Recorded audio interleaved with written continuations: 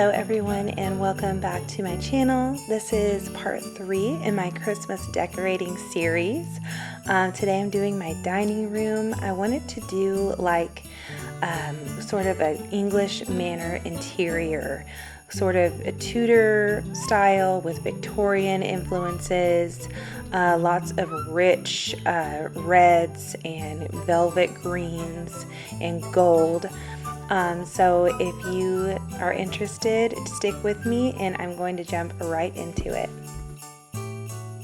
It was particularly hard to begin this project because I'd been using the dining area as storage for my other Christmas decor, for my other rooms. It was sort of like a dumping ground.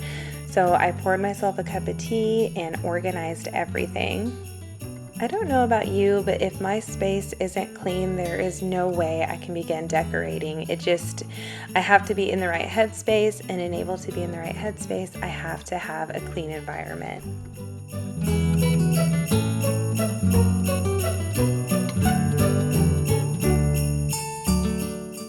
I began by spray painting a few pieces gold. Two of these pieces I'm going to be using in the dining room, this swan and this deer plaque. So I wanted those to start drying.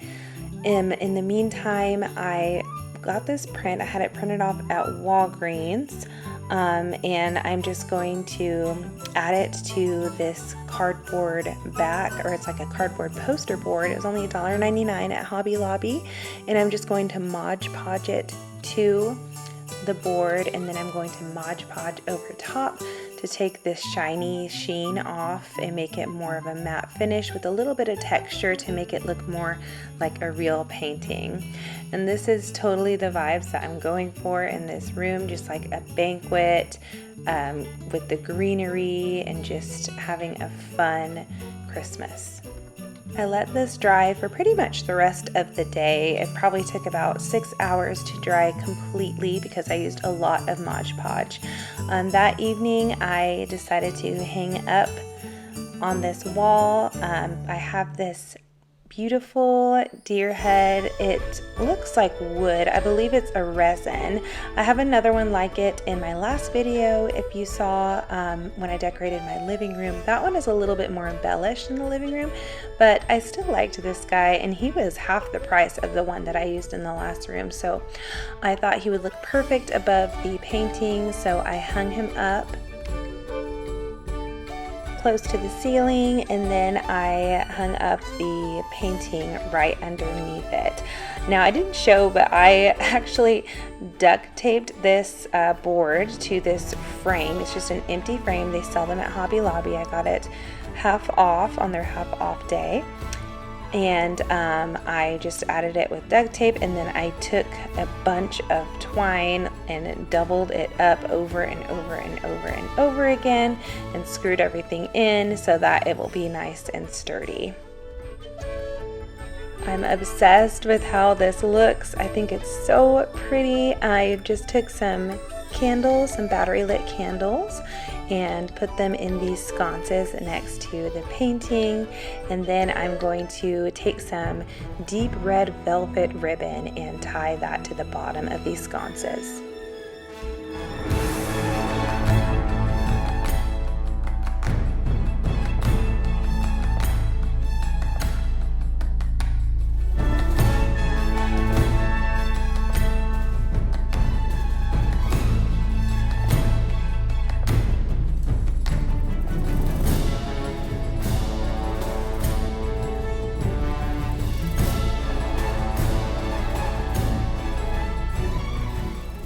Next, I hung up my gallery wall. You'll see me mess around with this a lot, moving things around until I finally got it just right the way I wanted.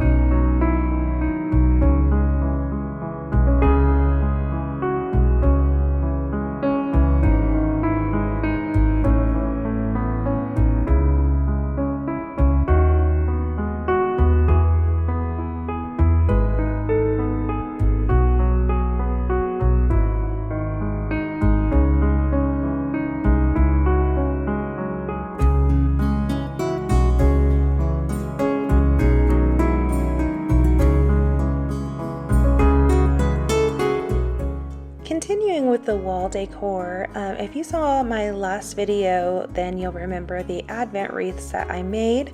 I used the deep red ribbon for those ones, so I decided to use this deep velvet green ribbon for this room. So what I'm doing is just tying 4 pieces of ribbon to this little mini wreath. It's kind of like a chandelier, and then I just place 4 clip-on battery operated candles, and I just hang them up, and they just look like mini chandeliers, and when the lights are on, it's just so magical. I love them, and so I decided to make some more for the dining room.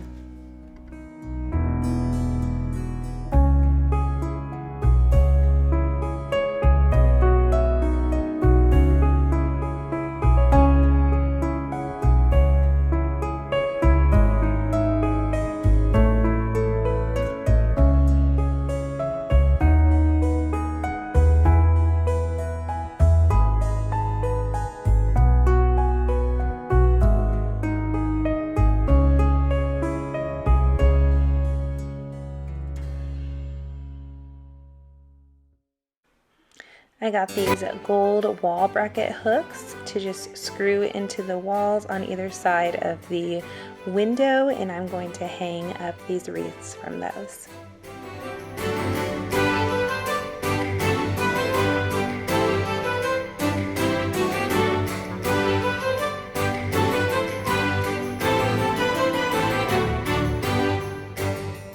Next, it was time for the tablescape and centerpiece.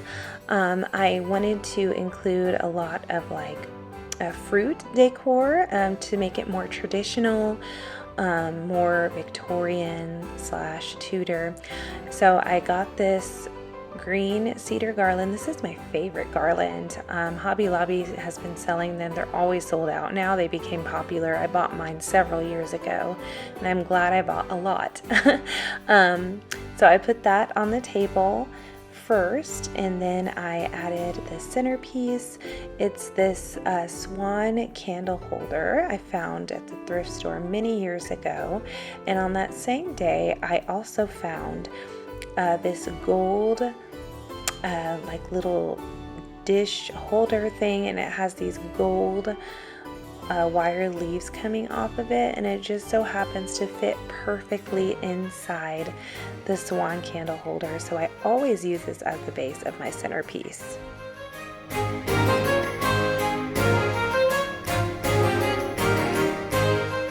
The swan planter is dry. I tied up first this deep red ribbon around its neck. I do end up switching it out for a thinner green one, but I just knew I wanted to add some kind of bow. I tried to set it into the centerpiece. It's a little bit too big, so no problem. I just filled in the bottom with some greenery so that it would have a stable base to sit on, and then I just put a little mini tree inside of the base.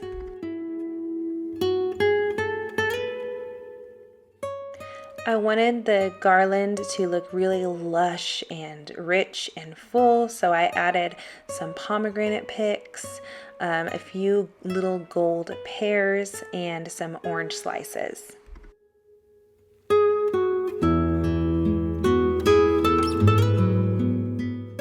And here's that green ribbon that I eventually tied onto the swan's neck.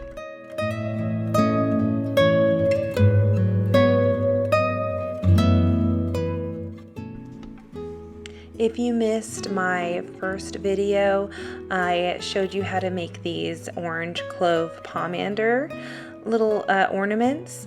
I used real oranges in that video. I did order some clove oranges off of the Walmart website, and they came with these plasticky looking cloves, but the oranges look really real. So I just pulled out the plastic cloves with the tweezers and just filled in the holes with real cloves. That way these won't rot, and they still smell so good.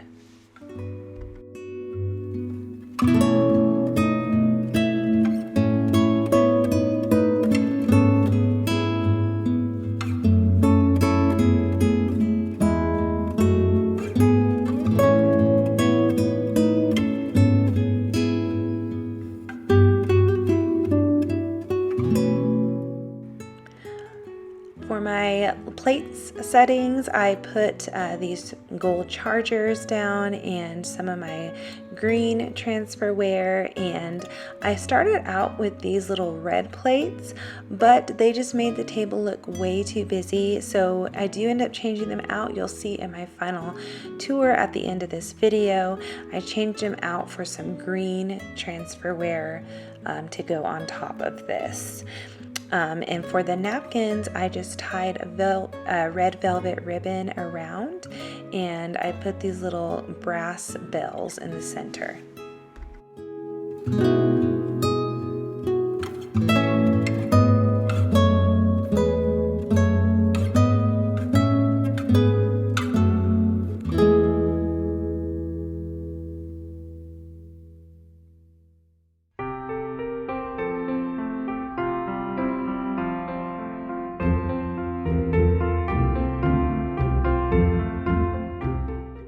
I usually have a bench in this picture window. We moved that out and we're putting up a tree. I would prefer for it to be a natural tree, but the snowy ones are the only spare ones that I had, so I just decided to go with it, and I think it looks so pretty. I can't wait to decorate it. We made some more of those orange pomanders. I let the kids help me. It was so much fun. We listened to Christmas music and it was just a great time. That's going to be a great memory for me.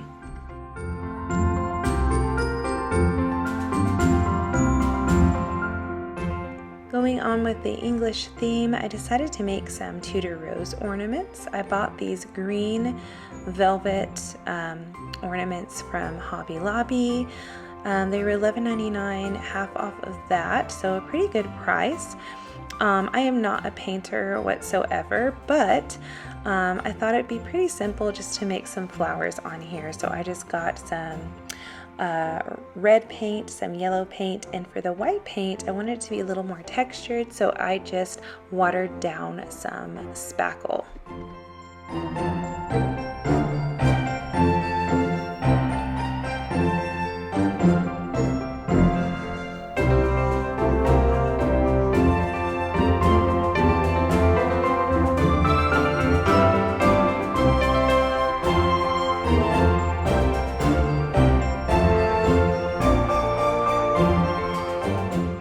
While I let the base layer dry, I wanted to get started on my tree skirt.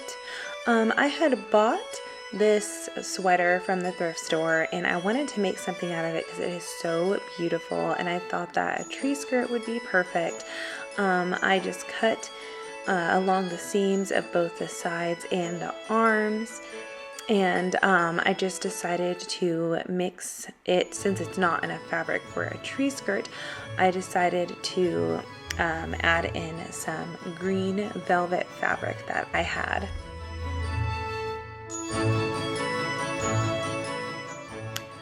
You'll see the finished product during the final reveal of the dining room at the end of this video.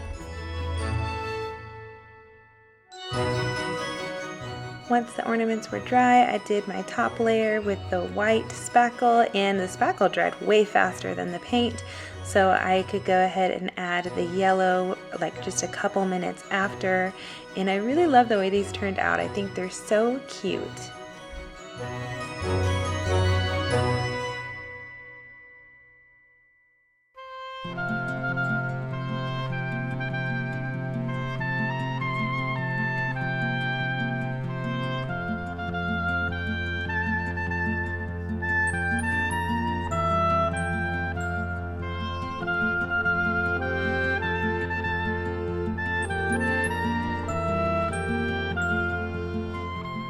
Continuing on with the Tudor rose theme, I also made these Tudor roses. I got some deep velvet poinsettias from Hobby Lobby, and they bend, so I just made the petals more of a square shape, and I took the tops of these white poinsettias and I cut them to make them more square shaped, and I just added them together, and then at the bottom I just tied them together with a little bit of wire.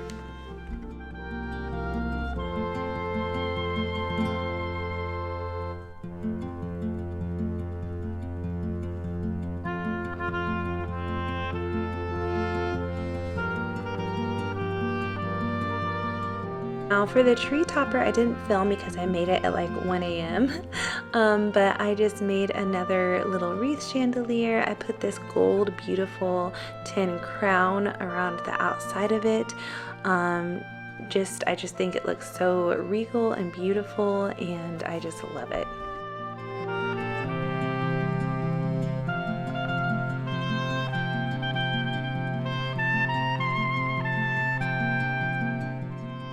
Here is the tree skirt. I just intertwined the green velvet fabric with it, and it's just so big and lush, and I just love the way that it looks under this tree.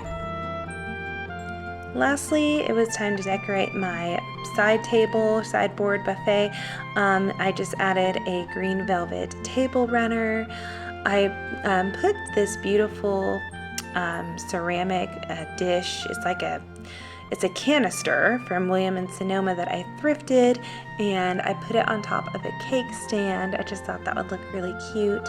I got this blue vase, and I just am going to put a tree in it. And I just messed around with this buffet table, adding things, taking things away, switching things around until I got it just right.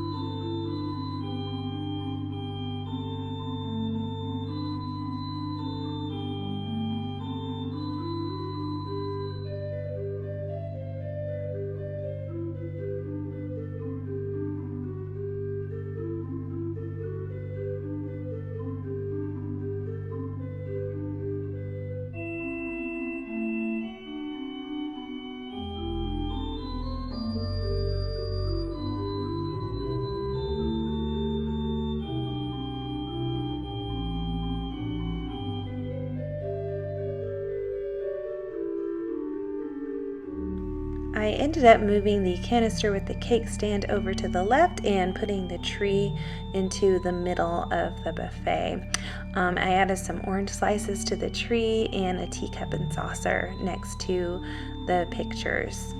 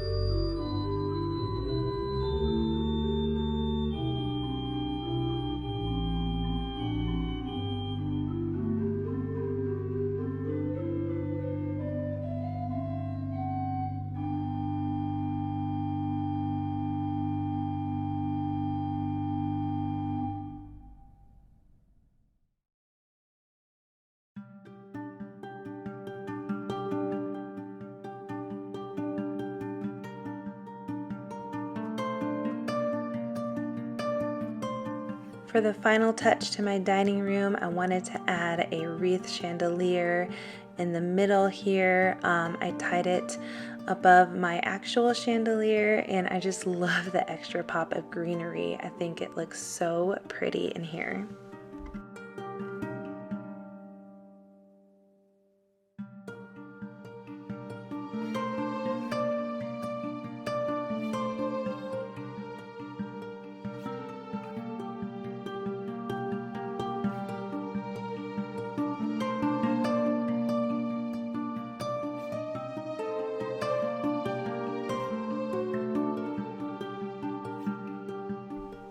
Now that my dining room is completed, it feels like an old world, old-fashioned, cozy Christmas in here, and I am just in love with it.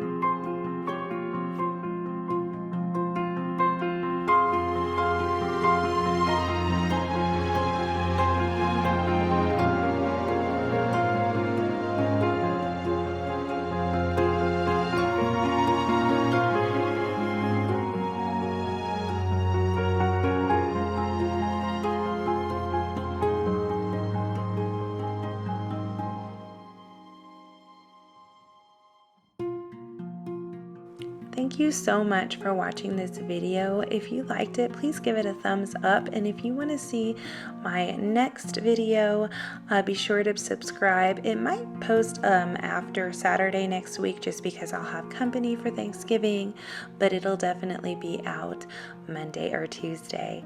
Thanks again for watching, and I'll see you in the next one. Bye.